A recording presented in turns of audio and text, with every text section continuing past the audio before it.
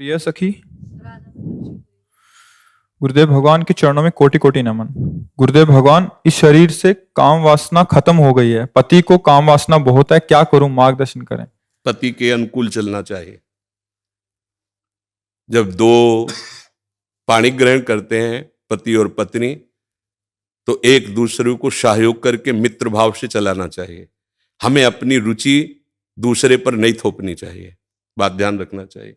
हम दोनों एक मार्ग के साथी हैं, तो हमको चाहिए कि हमें अपनी रुचि उसके अनुकूल करनी चाहिए, उसको चाहिए कि हम अपनी रुचि को एक दूसरे के अनुकूल कर ले।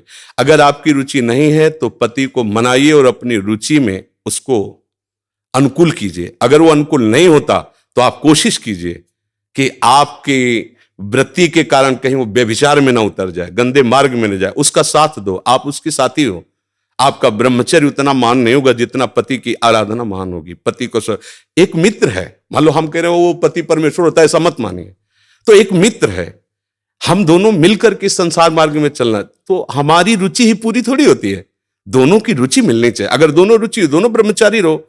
अगर एक की रुचि नहीं तो दूसरे को सपोर्ट करना चाहिए कि कहीं वो लड़खड़ा के गिर न जाए, उसका मार्ग न भ्रष्ट हो जाए। हम ये देखते हैं कि 4 दिन बाद पति पत्नी ऐसे तलाक, ये क्या है क्या?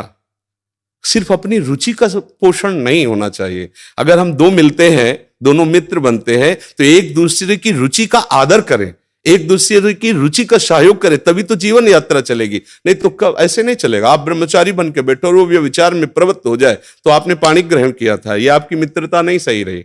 हाँ, वो बहुत ही व्यभिचारी है, अन्य, तो फिर अपने को अलग कर लेना चाहिए। अगर वो एक पत्नी व्रत है तो हमें उसका सहयोग करना चाहिए, उसमें ब्रह्मचर्य की तरफ वृत्ति न रखकर अपने पति की अनुकूलता की तरफ वृत्ति रखनी चाहिए।